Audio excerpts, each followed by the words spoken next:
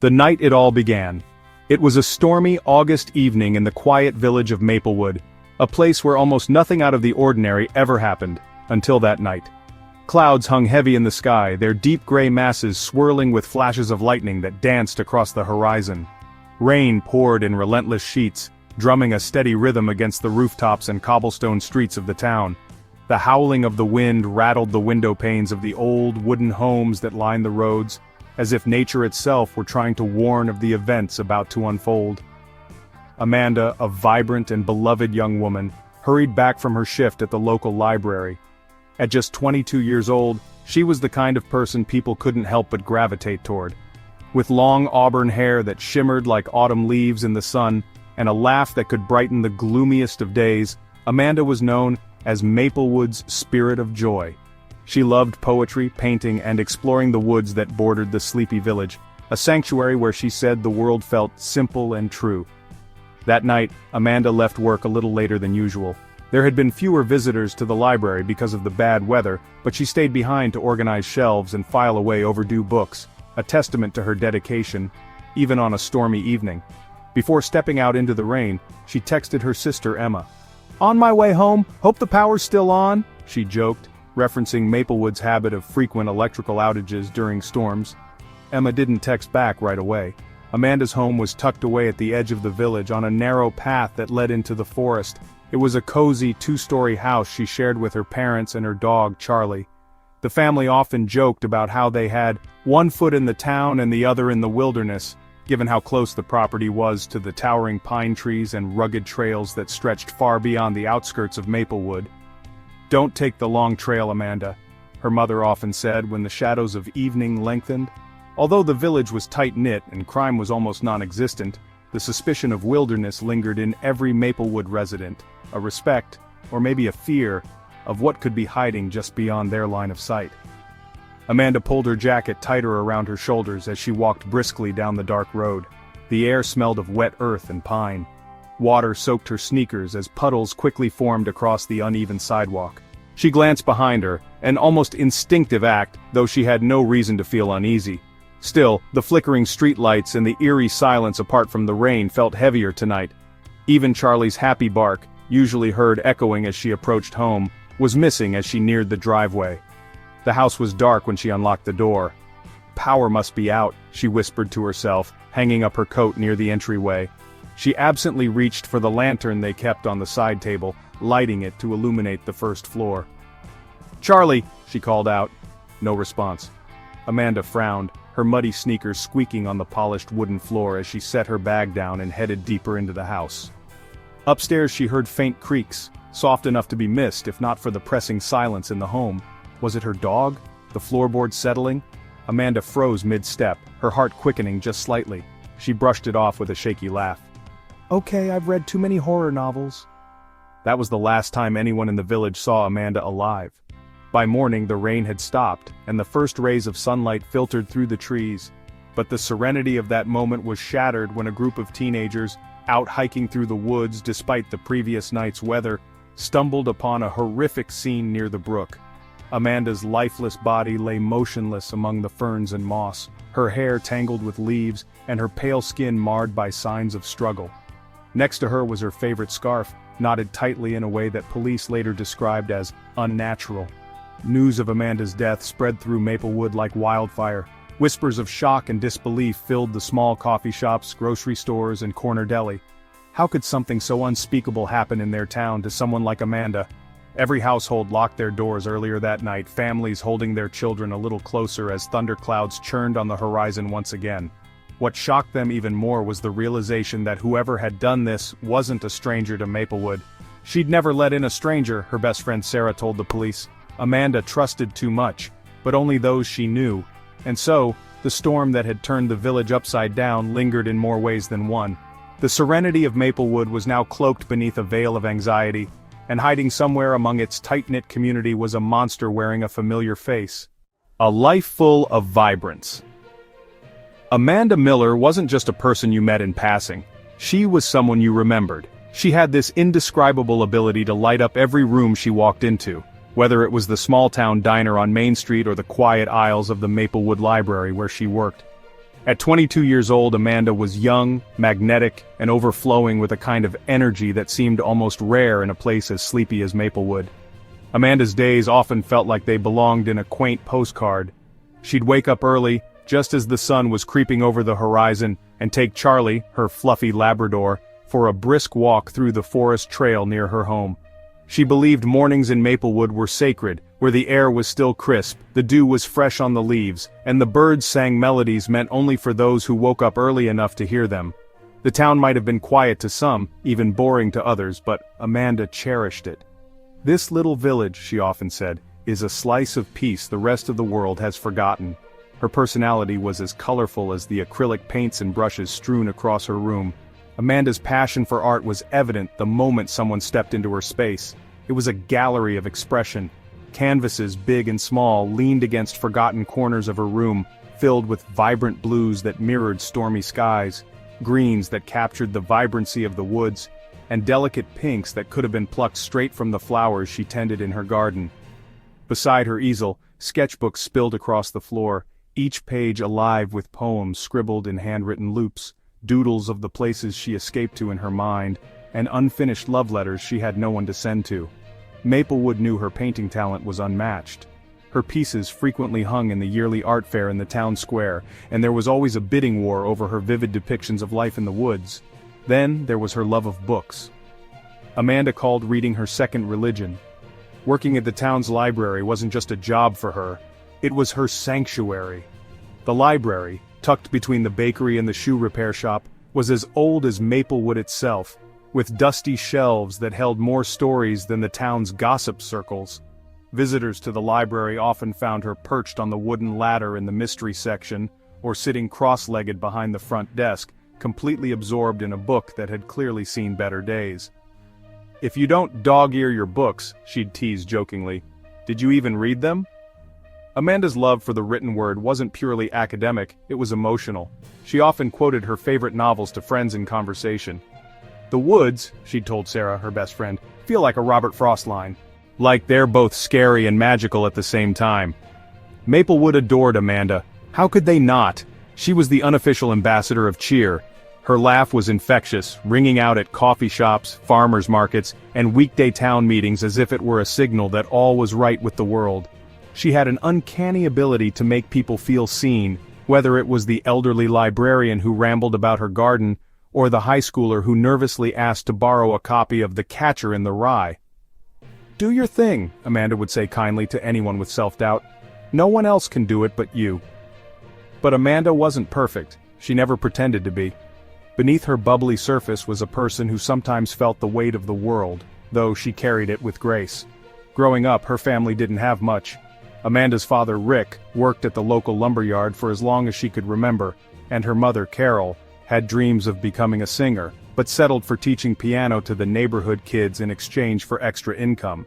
There wasn't a lot of spare money for things like art supplies or fancy clothes, but Amanda had a creative knack for making life beautiful with whatever she had. "Happiness," she once said in an interview for the local newspaper, "isn't about what you have, it's about what you make of it." Her relationships, too, added layers of complexity to her world. Sarah often joked that Amanda attracted the wrong kind of guys, the ones with charming smiles hiding storms of insecurity. Her most recent breakup with Peter, the town's mechanic, had left Amanda shaken, though she never let her friends see it. When the relationship ended, Amanda threw herself into her painting, her library work, and long walks with Charlie. And while Amanda might have looked like she was holding it together, Emma, her older sister, knew better. She loved deeply, Emma would often say. Too deeply sometimes. Still, Amanda radiated hope. In every encounter, she exuded the kind of resilience that made people believe things would be okay, even when they weren't. She had a rucksack of dreams, from visiting Paris to hosting her own art exhibit outside of Maplewood's small-town borders.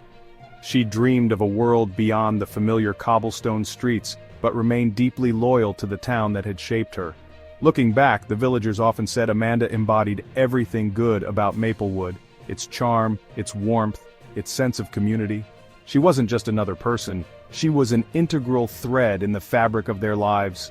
Which is why, when the tragedy struck, it felt as though the heart of Maplewood itself had shattered. The incident. The night Amanda disappeared was one that Maplewood would never forget. The storm had raged endlessly, deafening the quiet town with howling winds and heavy rain. It was the kind of night most folks stayed indoors, curled up with warm blankets and cups of tea, grateful to have a roof overhead. But sometimes, danger doesn't care about storms. Sometimes, danger uses them as its perfect cover.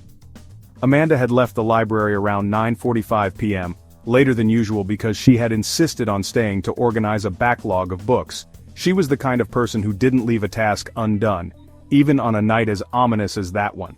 As she stepped out into the rain with her coat pulled tight around her shoulders, she held her phone in one hand, texting her sister Emma, a casual goodnight message that would later come to haunt Emma forever.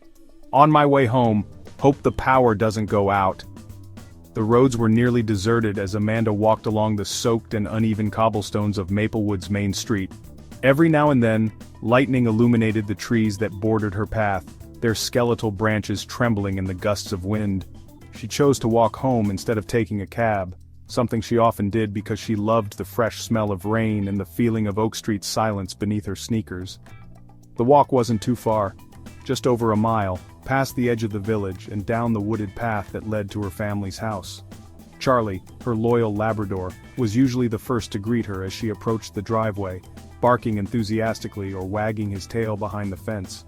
But that night, there was no Charlie, a detail that Amanda noticed immediately. "Charlie?" she called out tentatively, peering toward the shadowy backyard. A gust of wind swept through the tall pines and Amanda could have sworn she heard leaves crunching, but it was impossible to tell over the pounding rain. The house was dark, save for the dim glow of the porch light. She stepped inside, shaking off the rain and placed her keys on the small wooden table by the door.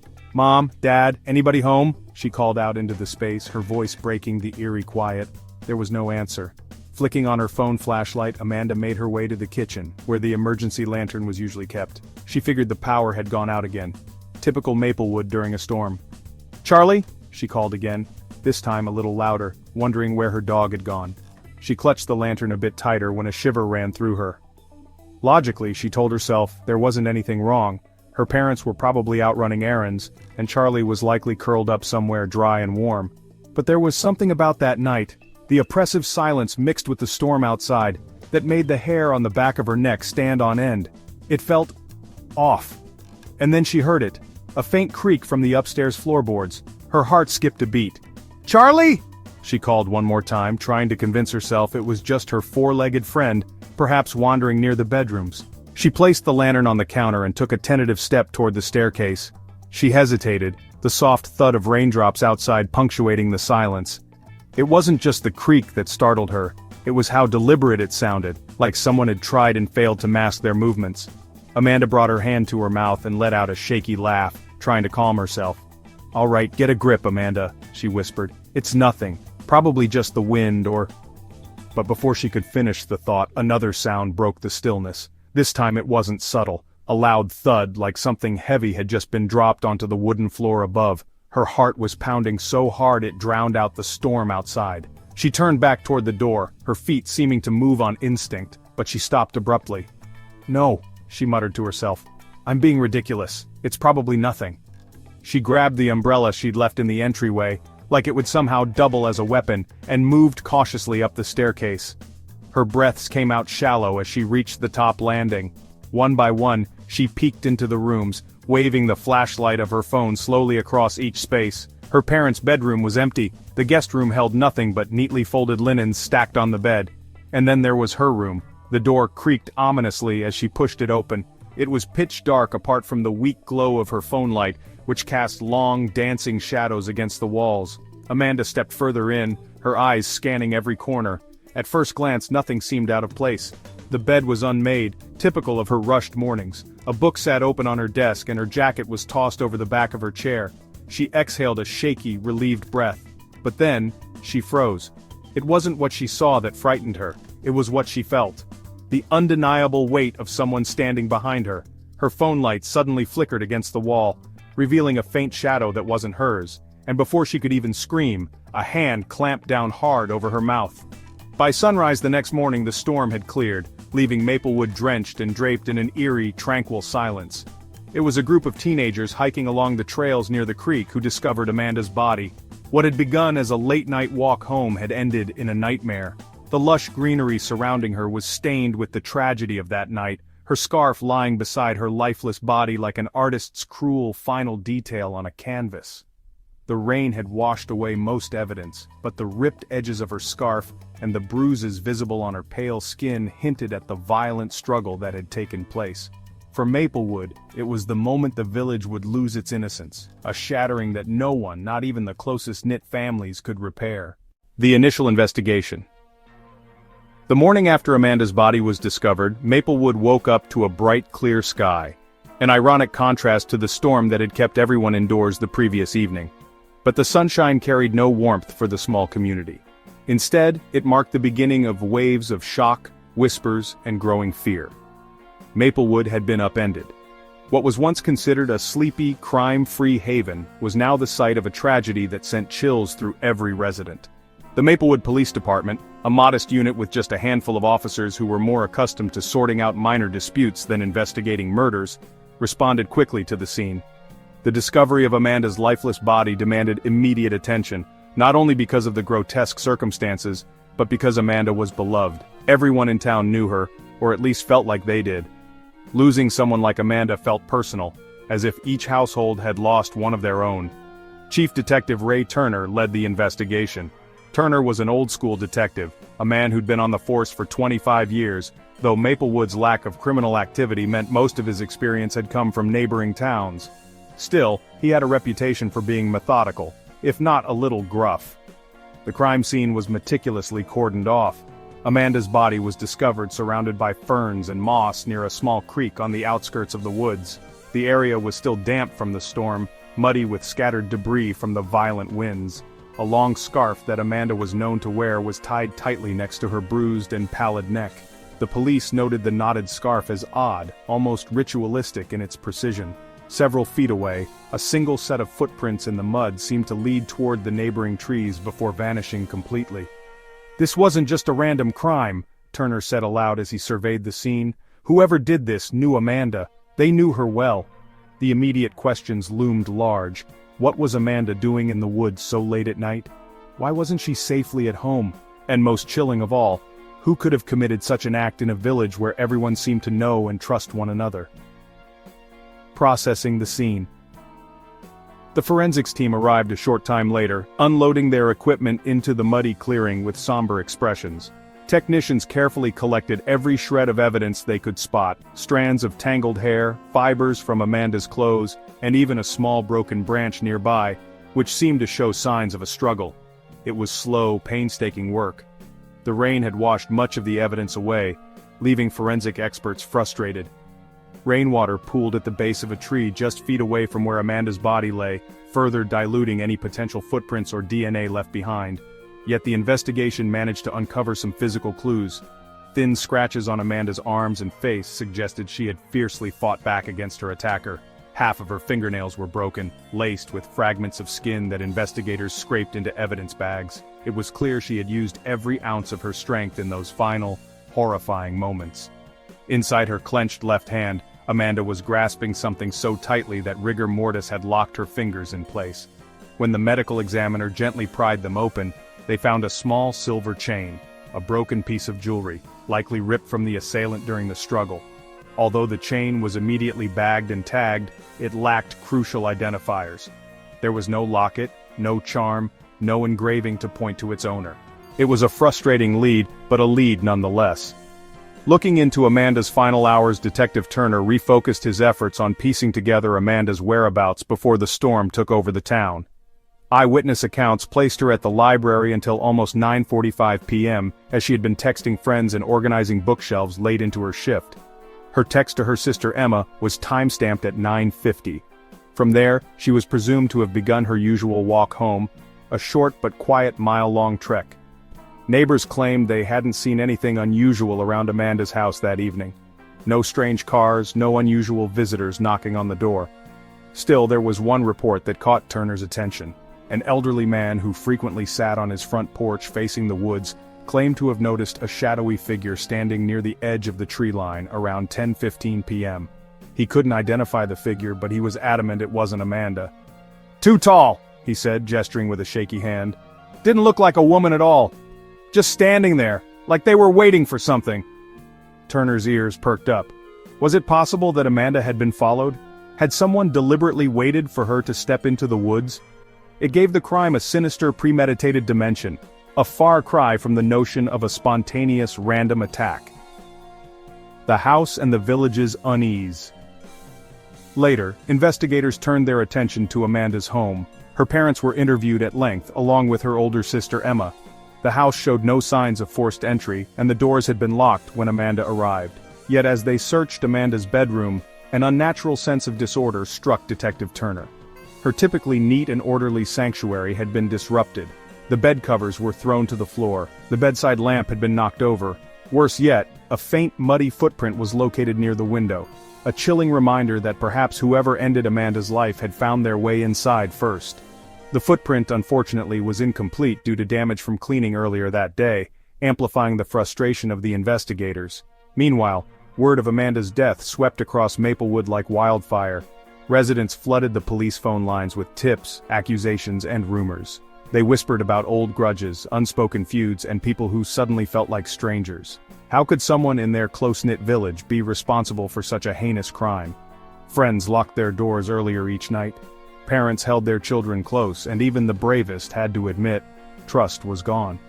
Through their interviews, investigators learned that Amanda had recently reconnected with several people from her past. Her ex-boyfriend Peter, her coworker Sam, and even a casual passerby named Jake were now under the microscope.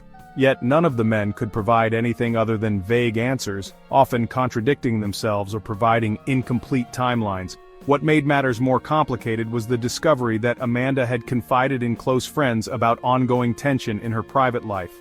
She said somebody had been following her, her best friend Sarah revealed tearfully during an interview. She didn't know who, but she said she felt like she was being watched. As Detective Turner sat at his desk that night staring down at the mounting evidence, one thing became painfully clear. Cracking this case would depend on one critical detail they had not yet found. Time was working against them, and with every minute that passed, the killer was getting further away, whether physically, emotionally, or legally, from justice. The first suspects. In the wake of Amanda's tragic death, the natural question loomed like a dark cloud over Maplewood. Who could have done this?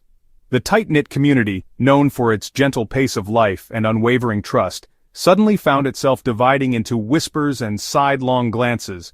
Amanda had been one of their own, universally loved, and yet, it was becoming increasingly clear that someone who knew her well had shattered the peace of the town.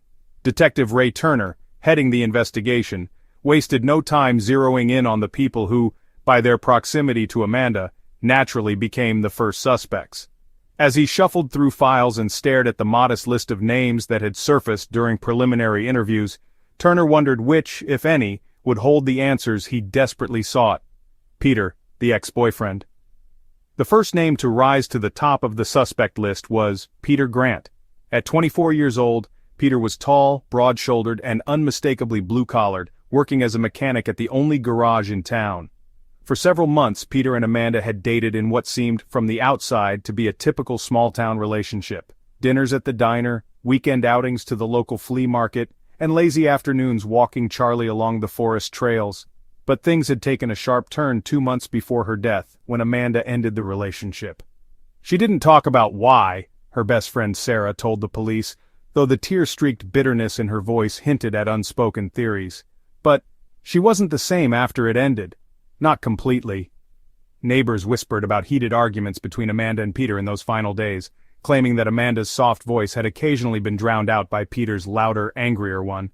The garage owner's wife Marge described Peter as sweet but temperamental. You could always tell when his pride got bruised, she had said. Sometimes he'd stew more than a pot left too long on the stove. When Detective Turner brought Peter in for questioning, the young man's demeanor hovered between defensive and sorrowful. His hands fidgeted on the interrogation table as he answered Turner's deliberate, slow-paced questions. "Where were you the night Amanda died?"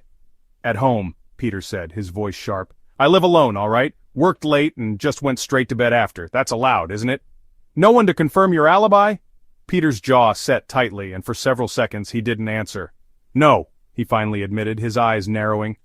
Turner pressed a little harder. "You and Amanda. Things weren't great near the end, were they?" Peter locked eyes with Turner, his voice rising. "Look, we fought, sure, that's what people do when they care about each other, but I'd never hurt her, never." And yet, under the garage lights, Turner later learned that Peter hadn't mentioned their final encounter. A run-in at the farmer's market where, according to witnesses, Amanda had stormed away after Peter allegedly grabbed her arm during a heated exchange. But Turner knew he needed more than rumors. Despite Peter's combative demeanor, a mechanic at Peter's shop provided a timesheet that confirmed Peter had been working until nearly 9 p.m. that night, only minutes before the storm erupted. A neighbor later corroborated seeing Peter arrive home shortly thereafter. Though frustrated, Turner had to admit, Peter's alibi was solid. For now, suspicion waned, and Peter walked out of the precinct, though not without first spitting over his shoulder. "Waste of time, you're looking in the wrong damn place." Sam, the co-worker with a crush. From the day Amanda started working at the Maplewood Library, Sam, a shy, bespectacled 27-year-old with an unassuming demeanor, had always been a visible, willing shadow in her orbit. He wasn't just her co-worker, he was her greatest admirer, at least from afar. People who frequented the library often noticed the way Sam's eyes followed Amanda as she glided through the aisles, her laughter cutting through the silence in perfect harmony. Sam himself was quiet, awkward in his attempts to engage her, but always offering enthusiastic help whenever Amanda needed. And while Amanda was kind to him, there was no mistaking the fact that she didn't view him as anything more than a friend and a colleague. As sweet as Sam was, Sarah told the police, Amanda sometimes joked with me that he was, a little too sweet, like watching from the shadows kind of sweet. Sam was questioned 2 days after Amanda's death. His hands trembled when Detective Turner slid the black and white crime scene photos across the table, his eyes welling with genuine tears. I don't understand. Why would anyone do this to her? She didn't deserve it. She was amazing," Sam stammered, his voice barely above a whisper. He rubbed his temples like the image of Amanda's lifeless body would be burned there forever. Turner leaned forward, tapping his notepad. "Where were you the night Amanda didn't come home?" Sam swallowed heavily. I worked late at the library. I was doing overtime. Didn't leave until close to 10. You can check the cameras." He was blinking rapidly now, his hands clasping the edge of the table as though he needed to hold on to something steady. It was true. The library's security cameras confirmed Sam's claim, showing him exiting the building just as the rain picked up. Still, Turner sensed something rested just beneath Sam's cautious words. Was it guilt or simple heartbreak? The only odd detail Turner noted during his closer inspection was a faint bruise on Sam's forearm, something the young man claimed came from banging into a shelf while restocking books. Turner recorded it, but with no additional evidence, there was nothing concrete to tie Sam to Amanda's death. Yet, Jake, the drifter. Finally there was Jake, a name that wasn't initially on anyone's radar, until an older resident casually mentioned seeing a strange man working in the village days before Amanda's death. Jake had been working as a contracted plumber, hired to repair sewers along Maplewood's back alleys. Jake was no stranger to suspicion. He was the type of rough-edged transient that small-town people didn't trust. He didn't grow up in Maplewood. No one even knew his last name. He had this look about him, one elderly woman said carefully to an officer. Like trouble. Quiet, but nasty trouble. Jake was tracked down by Turner days later, staying at a motel off the highway. His responses to questioning were curt, dismissive, and unapologetically confrontational. "What's this got to do with me?" he barked, his stubbled jaw clenched. "I didn't kill anybody. I didn't even know the girl. You're wasting your time." Jake presented his work schedule as proof he'd been occupied during Amanda's likely time of death, but Turner, intrigued by Jake's hostility, marked him as someone to revisit. The village awaits. By the end of the week, Detective Turner had 3 potential leads in his hands. 3 men, each tied to Amanda's world in very different ways, and although each had their alibis, some stronger than others, the underlying tension in Maplewood was undeniable. Doors that once were left unlocked were now bolted tightly at sundown. Friends eyed one another with suspicion. Who among them had turned this spirited young woman's final moments into something out of a nightmare? Turner knew the answer was there, just waiting for him to find it. I made Sam, Peter, and Jake detailed and distinct while building the suspense in a small-town setting. Contradictory statements. By the second week of the investigation, Detective Ray Turner's office was stacked with reports, evidence bags, and an endless stream of coffee cups. The quiet streets of Maplewood had become electric with suspicion. The once close-knit community now found itself gripped by whispered accusations and nervous glances. Someone in town knew the truth, Turner thought over and over, as he pored through witness interviews and suspect interrogations. But the deeper Turner dug, the messier the picture became. There weren't just gaps in the suspect's stories, there were outright contradictions, and with each falsehood or conflicting testimony, Turner felt the frustrations of a looming shadow that seemed to cloud the truth. Peter, a temper flare, and secrets left untold. Peter Grant, Amanda's ex-boyfriend, had quickly moved to the top of Turner's suspect list early on. His known temper and the run-ins neighbors had witnessed between him and Amanda painted the kind of picture Turner had seen in other towns before, volatile relationships that sometimes boiled over in the worst possible ways. But when Peter was brought in for further questioning, his story seemed rehearsed, overly neat. "I've told you already," Peter snapped during his second interrogation session. "I went home after work. I cracked open a beer and watched TV till I fell asleep." Normally this would seem straightforward, but in a small town like Maplewood, where everyone's business is everyone else's business, Turner wasn't the only one asking questions. A waitress at the local diner came forward with a curious tip. "You know," she whispered to an officer over a plate of pie, "I swear I saw Peter that night. Storm or not, he was at Willow's Tavern near 11 p.m. He was sitting in his truck, parked out back, like he didn't want anyone to see him." When confronted, Peter bristled. "That's ridiculous! I wasn't anywhere near Willow's Tavern," he said, his voice quaking just slightly. But Detective Turner could see it, the tremor in Peter's hand as he lit his third cigarette of the interview. "Why would someone lie about seeing you there?" Turner pressed. "Maybe they don't like me. That's not a crime, is it?" Peter spat back, his face reddening. "I told you I was at home." And yet, when Turner pulled the surveillance footage from Willow's parking lot, there it was, a blurry but unmistakable truck that looked identical to Peter's parked outside the tavern at the hour in question.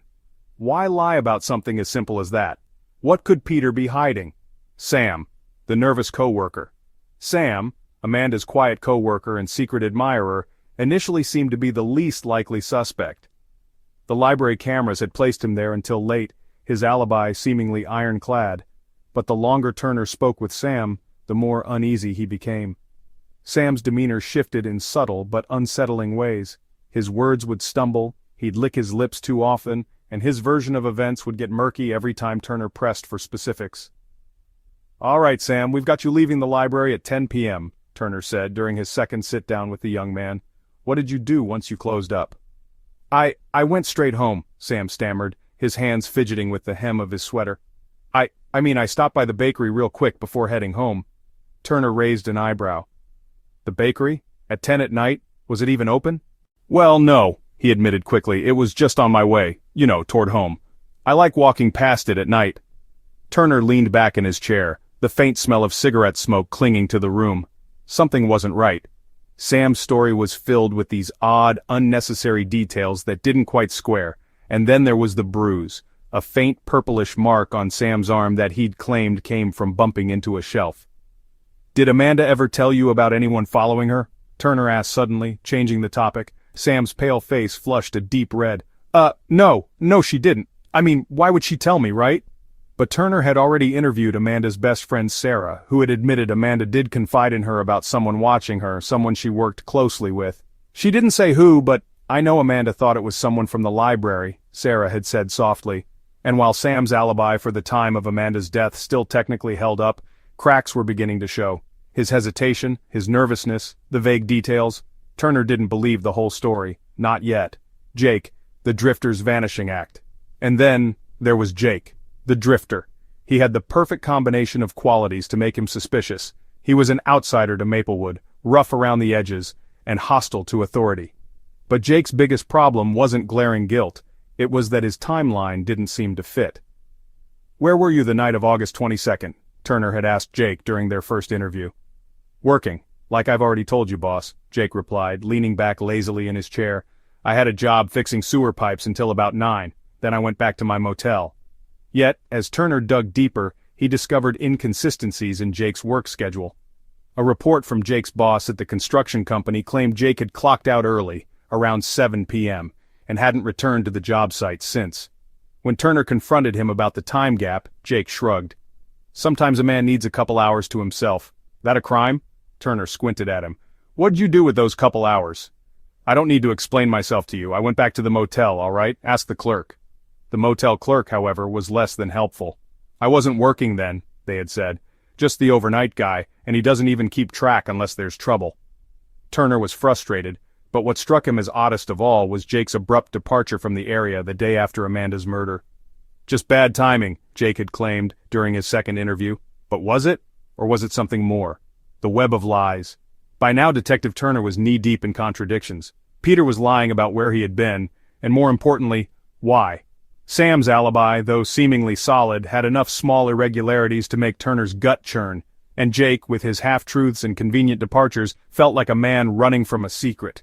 Each suspect had motive buried somewhere beneath their words: jealousy, obsession, or the simple chaos of an outsider who didn't belong. But none of them had provided enough truth to clear their name entirely. And as Turner leaned back in his creaky office chair one late evening, surrounded by the files of Amanda Miller's case, he couldn't help but wonder if the lies would ever unravel, or if they were all just smoke leading him nowhere. The investigation hits a dead end. Weeks turned into months, and with every passing day, the case that had once electrified the quiet streets of Maplewood began to fade into an unsatisfying lull. Detective Ray Turner, the veteran investigator who had carried the weight of Amanda Miller's case on his shoulders, sat at his desk most nights staring at a crime board littered with photographs, timelines, and fraying red string connecting points that, in truth, refused to connect. What had started as an intense flurry of leads, suspects, and seemingly promising evidence had, by now, withered into something shockingly mundane. Tips from townsfolk had dried up, the forensic reports turned out inconclusive at best, and the suspects, Peter, Sam, and Jake, had each retreated into their separate lives, their vague alibis holding just tight enough to keep them from being formally charged. Maplewood wasn't just at a standstill, it felt suspended in a chilling limbo where fear hung heavy in the air, but answers were nowhere to be found. The unanswered question loomed like a ghost over Turner's presence wherever he went. What happened to Amanda Miller? The weight of failure for Turner. The concept of failure wasn't an unfamiliar one. In his 2 decades as a detective, he'd tackled plenty of cases that didn't end neatly, with confessions, guilty verdicts, and satisfying closures. But Amanda's case hit him differently. He didn't just know Amanda through the occasional small-town encounter, he'd watched her grow up.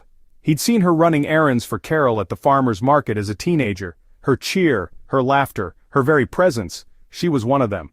When someone like Amanda was ripped away so cruelly, Maplewood wasn't just losing a person, it was losing its innocence.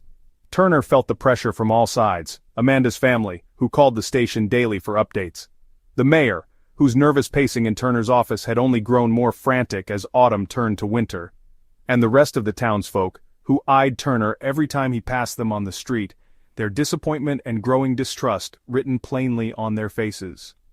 But the truth was simple, and it gutted Turner more than anything else. He had no clue what piece of the puzzle he was missing. One night, seated in the dim glow of his desk lamp, Turner let out a deep sigh and surveyed the crime board yet again. Peter, Sam, Jake, each of them represented a jagged possibility, but none of their alibis ever quite broke apart under scrutiny. He pulled out a folder and laid it flat on his desk, flipping through the sparse evidence. The scarf with its precise knot, tied not carelessly but with intent. The broken silver chain Amanda had gripped so tightly it left marks on her palm. Footprints in the mud, half washed away by the rain, giving them just enough detail to know how frustratingly incomplete they were. And then, there was the lingering, unshakable feeling Turner couldn't escape. Amanda Miller's killer wasn't a stranger. It was someone in the very fabric of Maplewood. "Monsters don't show their faces," Turner muttered. "They hide behind masks. They live next door." The town's growing fear. Meanwhile, life in Maplewood was quietly unraveling. What had once been a place of unlocked doors, friendly chatter, and neighborly gestures now felt foreign and tense. Families began locking their homes earlier in the evening. Children who once played by the creek until the last rays of sunlight were now hurried back indoors by nervous parents. Evening strolls became rare, and the local diner was less full, its lively hum lost to the silence creeping across town. Even the town's library, where Amanda's laughter had once brightened the quiet space, now felt hollow. Sam worked his shifts in utter solitude. "They haven't caught him, have they?" people whispered to one another as they pushed shopping carts through the grocery store or exchanged tight-lipped pleasantries at the coffee shop. The unspoken became clear. They were all terrified it was someone they knew, someone who, even now, walked among them, shielded by secrets and a familiarity that no one wanted to question directly. Carol Miller, Amanda's mother, was one of the few who didn't let the case fade away. Every morning she arrived at the police station with a paper bag of muffins she'd baked, her way of urging Turner not to give up. "I'm not asking for much," she'd say, her voice brittle. "Just for you to remember who Amanda was. Her case cannot be another file that collects dust." What Carol didn't realize was that she didn't need to say it. Turner remembered Amanda every day. And every day he woke up, knowing the trail was colder than the last, it left him with a gnawing sense of shame. The suspects drift further. What made solving the case more slippery was how life seemed to pull the three primary suspects away from direct scrutiny. Peter Grant, the ex-boyfriend with a famously short temper, had thrown himself back into his work at the garage, denying interviews with reporters and refusing to entertain further questions from Turner. After being confronted about his presence at Willow's Tavern, Peter had grown colder, more distant, though he never again changed his story. "I told you everything I know," he'd spat during their last interview. "If you don't believe me, go ahead and arrest me. I've got nothing more to say." Sam, the bespectacled librarian and Amanda's co-worker, had become even more withdrawn than usual. Still working at the library part-time, he barely spoke to patrons and shuffled through his work nervously. One woman reported catching him muttering angrily to himself in the break room. Another claimed Sam avoided walking through the woods near Amanda's home ever since her death, something strange for someone who'd previously adored the trails. Then, there was Jake. Of the three suspects, Jake's movements were the most difficult to track. After finishing his temporary plumbing gig in Maplewood, the drifter had packed up and left town just days after Amanda's body was found. A nationwide search warrant had failed to locate him by October. For Turner, Jake was the wild card, the piece of the puzzle that felt like it could either blow the case wide open or lead to yet another dead end. But without a definitive link between Jake and Amanda beyond circumstantial whispers, Turner was left grasping at straws. Sleepy Maplewood Stalls. By November, media reports stopped covering Amanda's case altogether. Carol and Rick Miller still fought to keep their daughter's story alive, producing missing posters with Amanda's smile and distributing them far beyond the village. But outside their efforts, Maplewood itself seemed resigned to letting tragedy slip into the shadows. Rumors grew stale. Fear slowly began turning into complacency, as is so often the way with small towns. For Turner, though, the case never fully left his mind, not for a second. And every night, as he clicked off the light in his office and stared at the crime board one last time before heading home, he couldn't help but whisper his own frustrated plea to the silence. "What am I missing?" The sisters' persistence for Emma Miller, giving up was never an option. To the rest of Maplewood, the tragedy of Amanda Miller's death had begun to fade. A haunting memory buried beneath the mundane rhythm of daily life. But for Emma, it wasn't just an abstract tragedy, it was a hole punched straight through her chest, an ache of grief that no amount of time could dull. Days turned into months, and months trickled into years. Yet in Emma's eyes, her sister was still far too vibrant a memory to let the case go cold. Amanda was the light of Emma's life. As her older sister, Emma had always felt fiercely protective of her, a role she'd gladly taken on when they were little. Amanda was the dreamer, sketching whimsical art in her notebooks and quoting poetry as they walked through the woods behind the house. Emma, by contrast, had always been the realist. Where Amanda saw magic in the world, Emma saw hard edges, but they balanced each other that way, two halves of a whole. And when Amanda was taken, something fundamental in Emma shattered. Still, where others in the Miller family became lost in their grief, Emma channeled hers into action. On sleepless nights, she'd sit at the kitchen table with a cup of untouched coffee, flipping through every single report, newspaper article, and police filing she could get her hands on. She'd scour over the photos of the scene, her breathing tight every time her gaze landed on Amanda's scarf. The knot, the precise, almost surgical way it had been twisted, loomed over her mind like a grotesque signature. It was just one of many details that didn't make sense, one of many that refused to fit into any coherent story. But the case had stalled. The police claimed leads had run dry, suspects had dried up, and the trail was too cold. Detective Ray Turner, whom Emma had initially trusted, became another face in her growing resentment, not because Turner hadn't tried, but because even he had seemed to lose hope. And hope, as painful as it was the only thing Emma had left. Digging through the past. One day, as winter sunlight streamed through the foggy windows of her parents' home, Emma made a decision. No one else was going to fight for Amanda. No one else cared the way she did. That very afternoon she packed Amanda's few belongings, a carefully saved scrapbook, notes Amanda had scribbled about her art projects, and old police documents Emma had copied over the years, and carried the box into her bedroom. She spread it all over her desk, determined to see the story the police had missed. Emma's process wasn't neat. Emotion made her frantic as she sifted through Amanda's past. There has to be something, she kept whispering to herself. A date circled in Amanda's planner caught her eye, August 19th. Meet S at Creek. Emma recognized her sister's shorthand. S likely stood for Sam, her co-worker at the library. Why would Amanda meet him at the creek just days before her disappearance? And why had no one, not even the police, followed up on it? Fueled by questions and endless nights of research, Emma began reaching out to anyone connected to her sister's life. She talked to Amanda's friends, co-workers, and the old man who'd reported seeing a figure in the woods that night. If they hesitated to share, Emma didn't care. She'd push and prod until they answered her questions in full. It became a reputation around town. Emma Miller, the sister who wouldn't let sleeping ghosts lie. The townspeople didn't always take her crusade kindly. Maplewood was small and uncomfortable rumors traveled fast. She can't let it go, people would whisper. It's been years. Isn't it time to move on? But Emma didn't care about whispers. Every time someone criticized her, she thought about Amanda alone in those woods, fighting desperately for her life, and the fear stopped her from ever slowing down. Turning to the outside, Emma soon realized she didn't have all the tools she needed, and Maplewood's police department certainly didn't. In 2020, thanks to her relentless writing and phone calls, Emma convinced a private investigator to join the fight. His name was Paul Kessler. Gritty, skeptical, and someone who had spent years investigating cold cases in cities far bigger than Maplewood. Initially, he'd been hesitant about taking the case. Small-town murders usually boil down to a dead end for a reason, he'd told her flatly. Witnesses forget, evidence goes stale, and time erases the details. But once Emma laid out Amanda's story, her bright personality, the suspicious suspects with shaky alibis, and the case's glaring loose ends, Paul couldn't ignore it. Emma's unrelenting faith in justice was contagious, even to someone as jaded as him. "All right," he finally said over the phone, "but if I'm doing this, I'm doing it right." Chasing leads Paul's fresh eyes brought new energy to the stagnant case.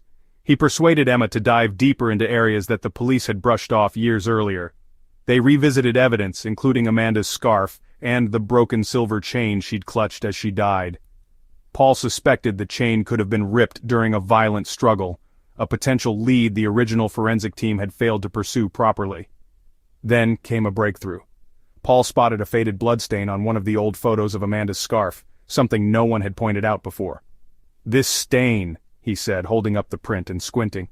"It doesn't match Amanda's position. If it's not hers, whose blood is it?" It was a small but significant thread for Emma. It proved someone else was there, someone physically close enough to make mistakes. That thread reignited her hope. Emma and Paul also took a closer look at Amanda's relationships. Paul started diving into public records on Peter, Jake, and Sam, noting with interest that Jake had been accused in a near-identical assault in a different town years earlier, though the case had never gone to trial. "This guy's history stinks," Paul muttered, flipping through prints they'd dug up online. "Why didn't the police look into this? Why? And Sam?" Emma remembered how Amanda had joked about him being too eager, even to the point of discomfort.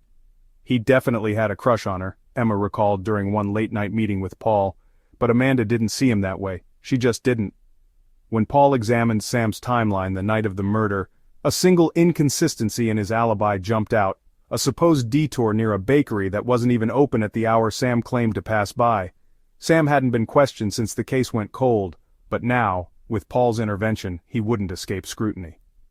The unstoppable drive for Emma. Every small discovery felt like a victory, but it also reinforced just how large Amanda's absence loomed over her life. Nights after relentless digging would find her crying quietly in her room, staring at her sister's favorite scarf hanging on the closet door. "I'm doing this for you," she'd whisper, "no matter how long it takes." Paul, despite his hardened demeanor, rarely commented on the emotional weight of the case, but even he admired Emma's spirit.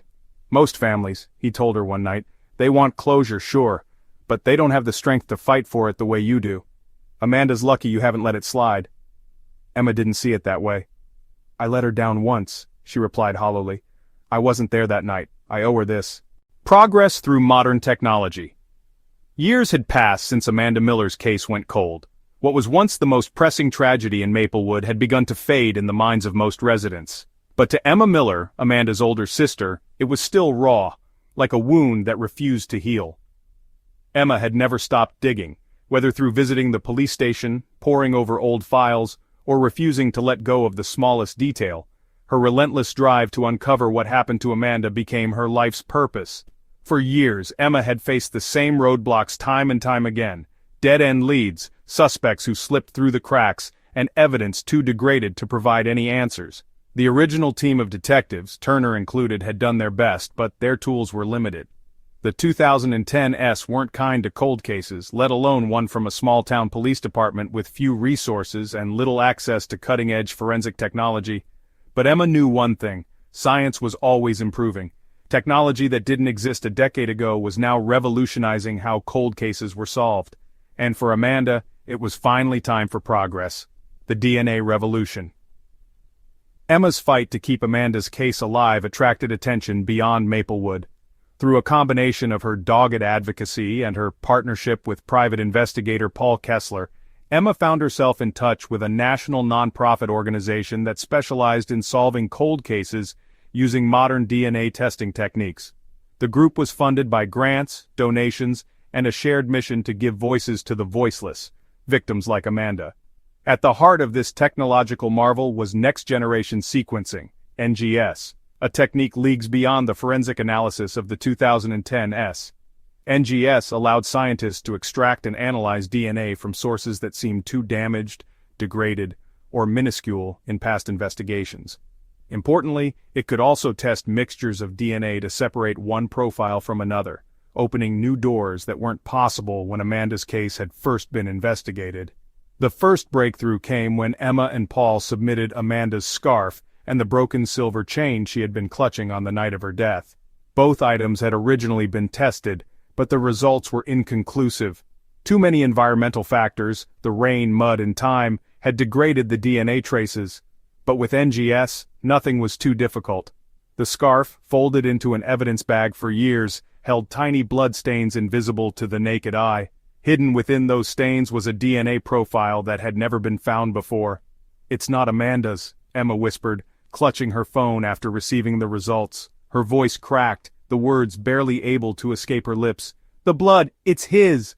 Paul, standing beside her, glanced at her with a small nod. He knew as well as Emma did, their fight to solve Amanda's case had just leaped forward, reanalyzing the evidence.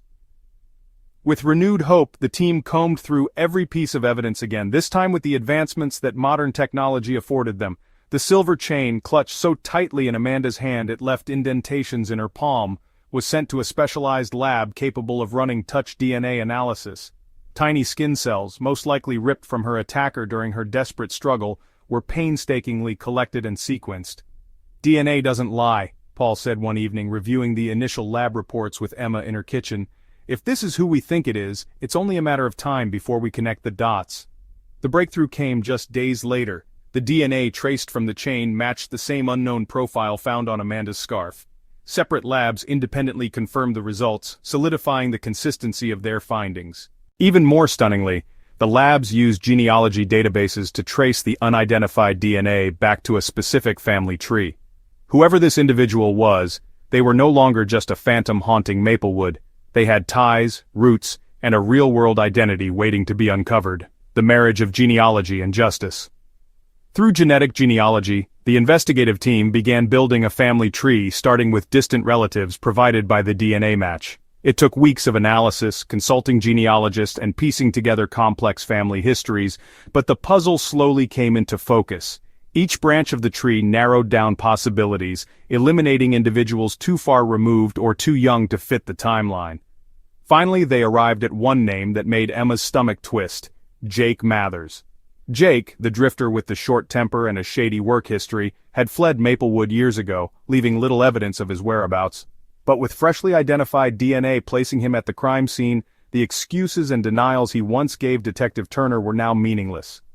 Paul and Emma discovered that Jake had a history of wandering through small towns, never staying long enough to make waves but often leaving behind stories of aggressive behavior and whispered accusations.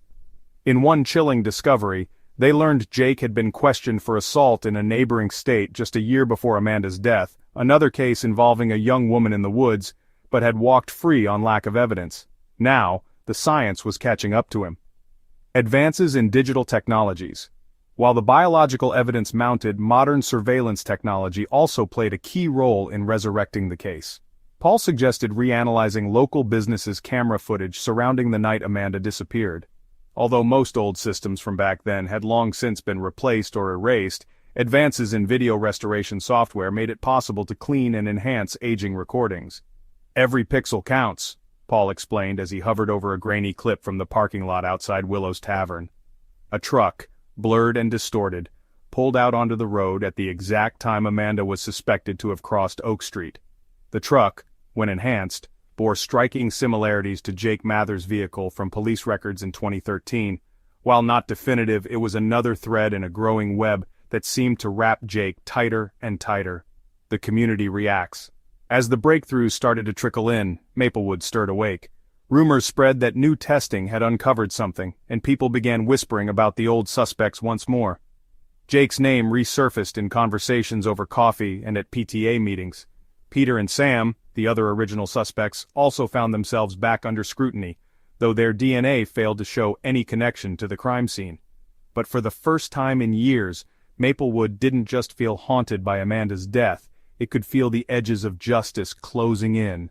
Reopening a case, fueling Emma's hope for Emma, these advances renewed not just her hope, but her determination. She became the driving voice for re-examining every lead: the footprint stains near Amanda's house, the unexplored connections between Jake and the Creek area, and even the possibility of other unsolved cases tied to Jake's DNA.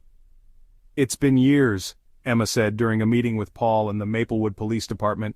Her eyes, unwavering despite the pain behind them, pierced through the room. "But justice doesn't expire. Amanda deserves the truth. If you're not going to find it, I will." A new suspect emerges. It had been nearly a decade since Amanda Miller's case turned Maplewood upside down. The seemingly tranquil town had long buried the day-to-day shock of her tragic death, even as a faint cloud of unease lingered on the edges of its memory. But the resurfacing of Amanda's case, fueled by DNA breakthroughs and the tenacity of her sister Emma, had once again cast a light on the shadows that had followed Maplewood for years. And then, just when it seemed like the pieces of the puzzle couldn't possibly shift again, a name returned to the spotlight, this time carrying weight and evidence that couldn't simply be brushed aside. Jake Mathers, the drifter, a name that Emma had whispered to herself in her darkest moments. A name Detective Ray Turner had scribbled countless times in his notes, linked to frustration and untraceable uncertainties. A name the town had all but forgotten after Jake vanished within days of Amanda's death. But now his name wasn't just a rumor, it was tied to cold, hard DNA, and the once elusive shadow of a man was being thrust back into the center of Maplewood's darkest mystery, the DNA that changed everything.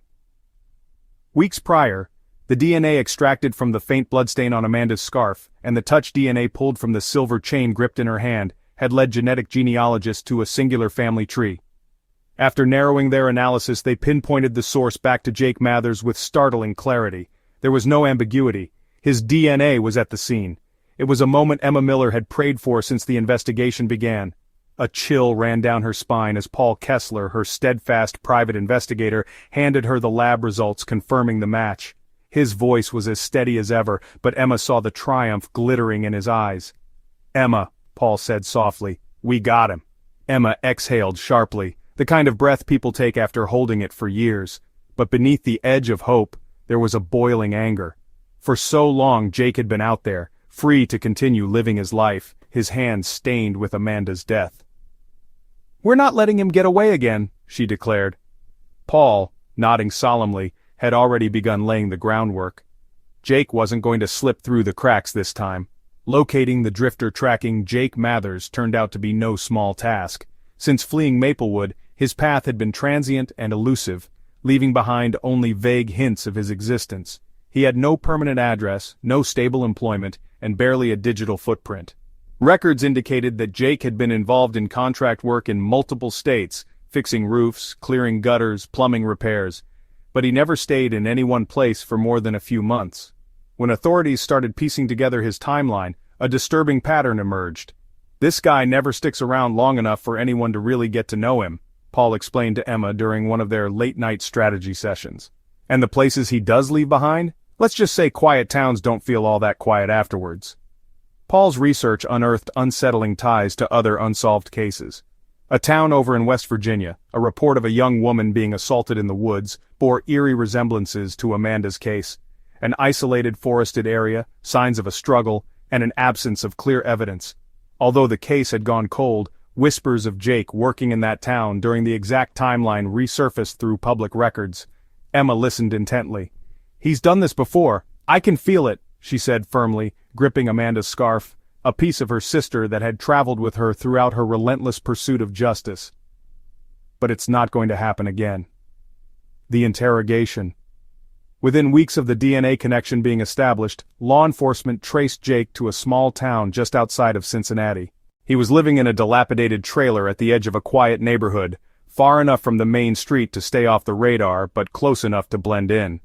When officers arrived to arrest him, Jake didn't resist. He leaned in the doorway of his trailer, cigarette in hand, staring blankly at the uniforms with the kind of calm only guilt could give. "You've got no business here," he muttered as handcuffs clicked around his wrists. "Whatever you think I did, you're wrong." Jake was taken into custody and transported back to Maplewood, where he was set to be questioned by a newly assembled investigative team. Detective Turner, distinctly older, grayer, and weathered by a guilt he carried for years, was there to oversee the interrogation. Jake leaned back in his chair, chain-smoking cigarettes he demanded, and glowering under the harsh interrogation light. "I'm telling you, I didn't kill her," he repeated, his gravelly voice adding weight to every syllable, but his demeanor was unnerving. Too calm, too collected. Not the erratic anger or nervous energy Turner had seen with other suspects in the past. The man across the table wasn't denying involvement as much as he was daring them to prove it. "We know you were there," Turner said, sliding the DNA results across the table. "You might have fooled us 10 years ago, Jake, but science caught up to you." Jake tapped his cigarette, letting ash fall onto the gray interrogation room floor. He didn't flinch at the evidence. "Sure, I met her, so what? That prove I killed her?" he sneered. "Lot of people met your little town sweetheart, didn't they? She was popular like that." Turner's jaw tightened. "Why don't you tell us what happened that night?" Jake shrugged, his body language cold and detached. "I passed her in the woods, that's it. She looked like she was in a hurry, like she didn't want company, so I kept walking. End of story, officer." "And the blood on her scarf?" Turner pressed. Jake smirked.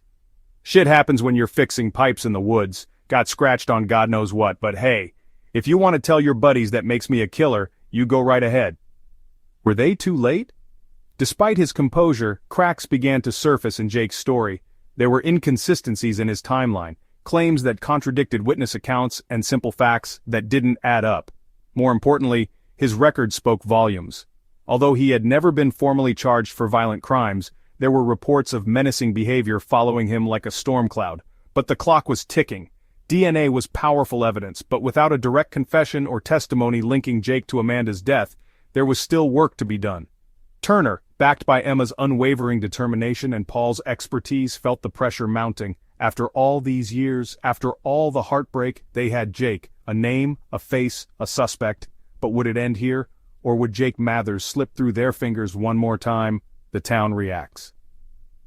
Back in Maplewood, news of Jake's arrest spread quickly. For the first time in years, townsfolk allowed themselves cautious hope that Amanda's murder might finally see resolution. Doors that had been bolted shut since the day of her death seemed to open again. The whispers of Jake's name at the local diner and grocery store carried a lifeline of curiosity and unresolved anger. But even with the hope, fear lingered. "What if he walks free?" one mother asked nervously as she locked her car door after sundown. "We thought it was over before, didn't we? And look what happened." For Emma, though, there was no alternative. Jake wasn't walking away this time. The truth revealed.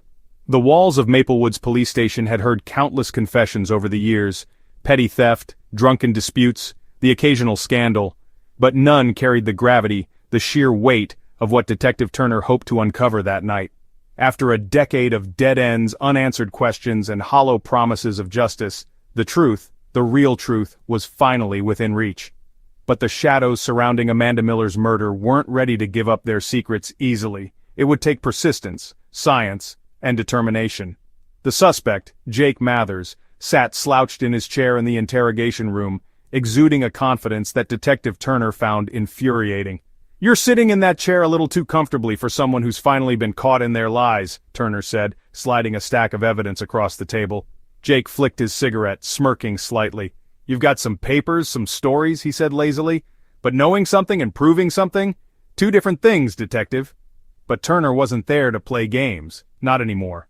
The noose was tightening around Jake piece by piece, and this time, they wouldn't let him slip away.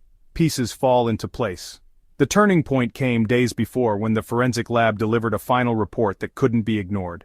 The blood stain on Amanda's scarf, the one nobody had caught in 2013, matched Jake's DNA perfectly. No excuses about scratches in the woods or bad luck at a job site could explain away that connection. More damning, however, was the chain Amanda had gripped in her hand. It had taken years for DNA technology to evolve to this point, but touched DNA on the clasp matched Jake as well. It wasn't just an accident. Something violent had occurred between Amanda and Jake, and now they had the evidence to prove it. But Turner knew evidence alone wouldn't be enough. He needed Jake to talk, to break under the weight of what they already knew. Sitting across the table from the suspect, he leaned forward. "Your DNA was on her scarf, on the chain she was holding when she was killed. You were there, Jake. You did this." For a moment the room was quiet except for the soft hum of the overhead light.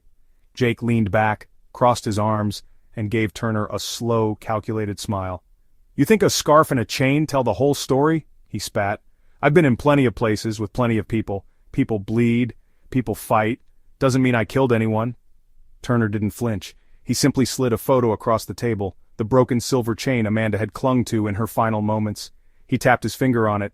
"This? She didn't just hold on to it, Jake. She fought for her life. You see those marks on her palm? They match this chain exactly. You didn't just pass by her in the woods. She ripped this off of you while she was trying to survive, and we've got your skin cells to prove it." For the first time, Jake's smug demeanor cracked, just slightly. His jaw tightened, his eyes narrowed, and a sliver of tension flickered across his face. It wasn't much, but Turner had spent decades reading people, and he knew what he saw. Fear. But Turner wasn't done. "We've also got footage," he pressed, sliding another document toward Jake. "You know, for a guy living off the grid, your truck sure ends up in a lot of interesting places. Willow's Tavern parking lot, night of August 22nd, the same night Amanda was killed. Cameras don't forget, Jake. Neither do I." Jake's smirk disappeared entirely. He took a long drag of his cigarette, exhaled, and leaned forward just enough for Turner to feel the tension in the room shift. "You really want to hear the truth?" Jake muttered, his voice lower now, sharp and venomous. "Fine." Jake's confession. The truth came out in dark, jagged pieces, confessions that felt more like a weapon than an apology. Jake admitted he had seen Amanda that night. He had been walking along the wooded path when he heard her footsteps coming closer.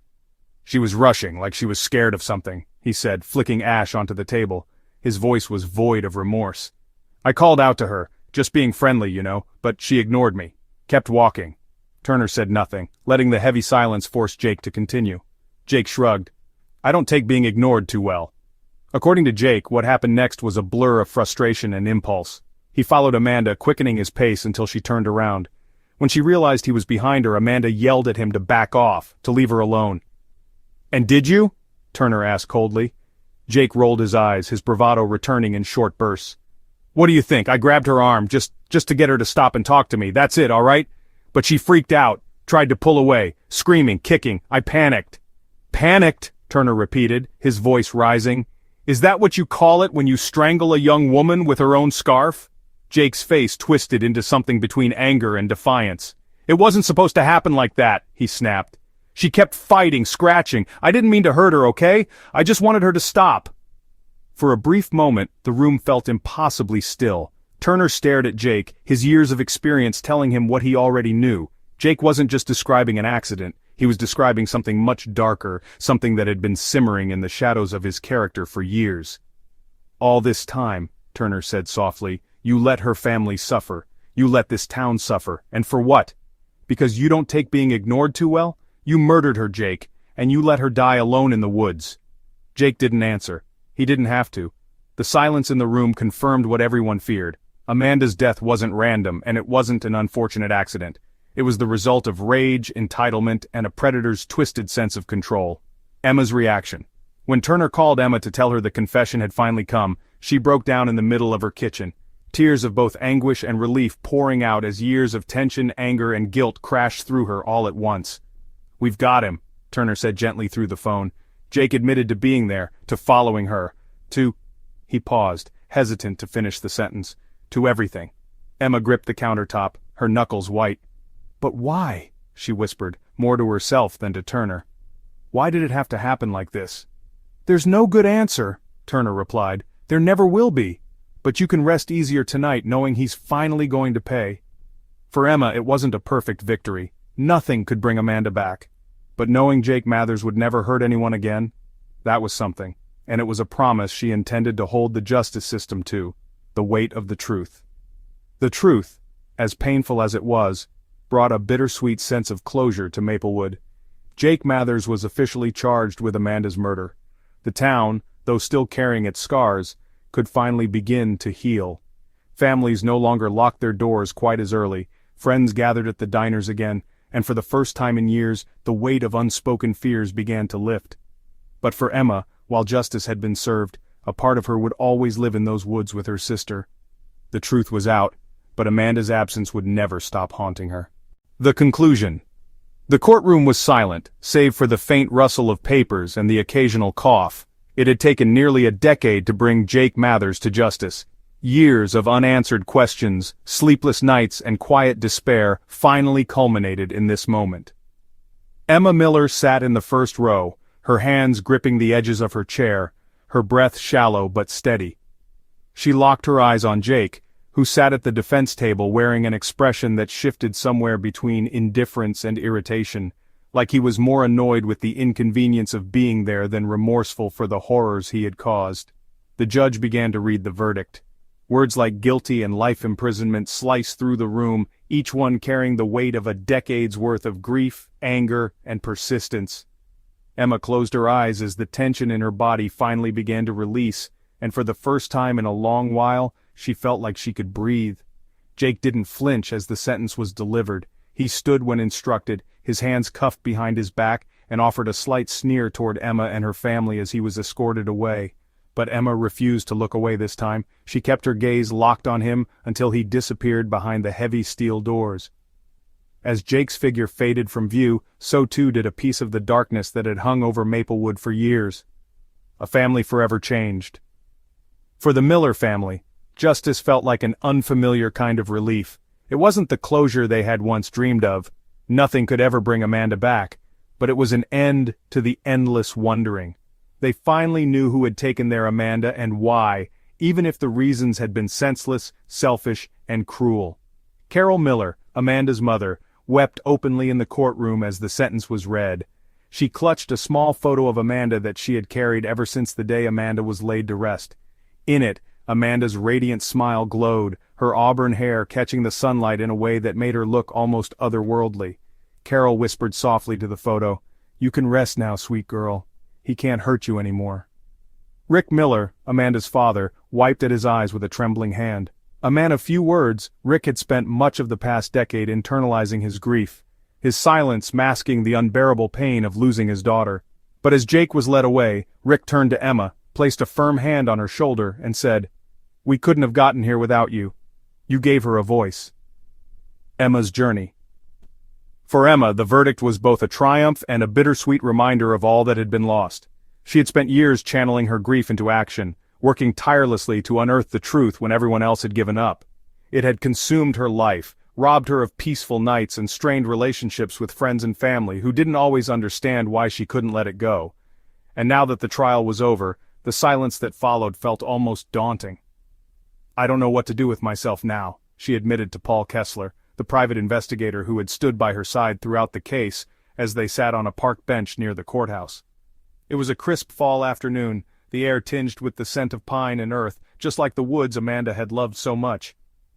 "For so long this is all I've had. The case, the fight for justice, now it's done." Paul nodded, his sharp eyes softening as he turned toward her. "You gave her what she deserved, Emma. You fought for her when no one else would.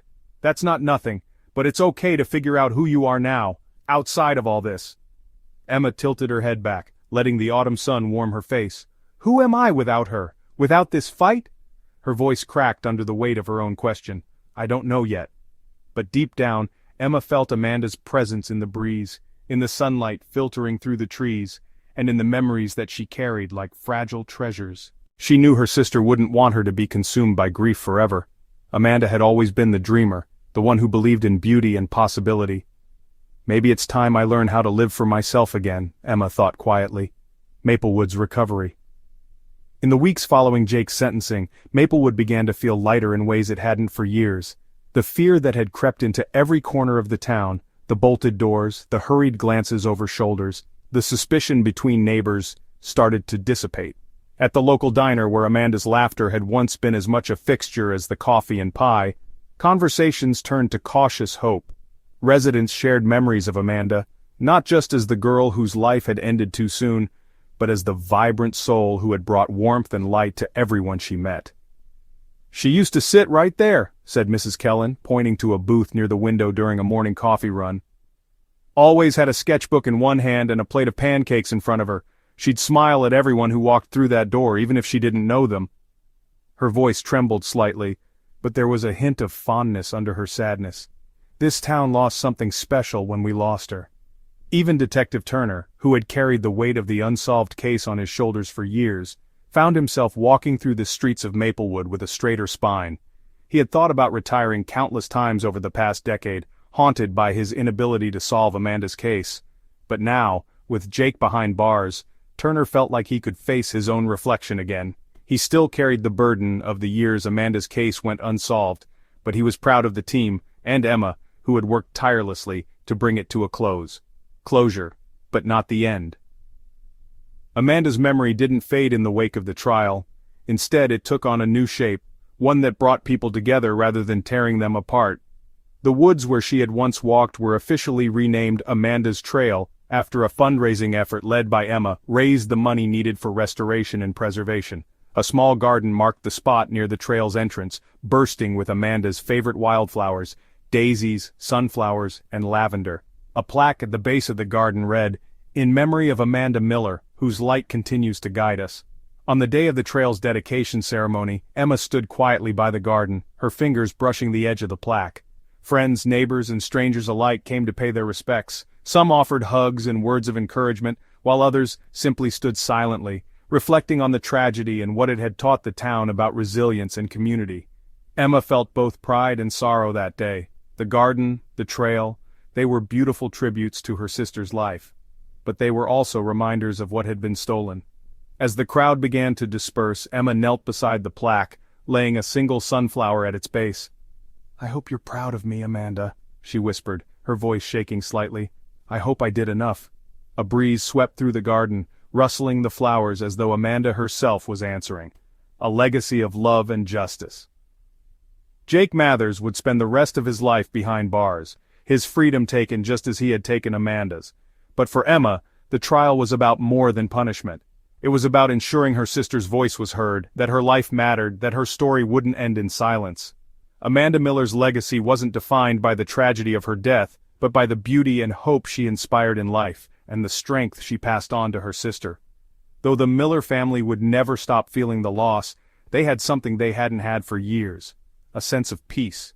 And for Emma, though life without Amanda would never be the same, she knew her sister's light would always guide her, like the sun filtering through those sacred woods.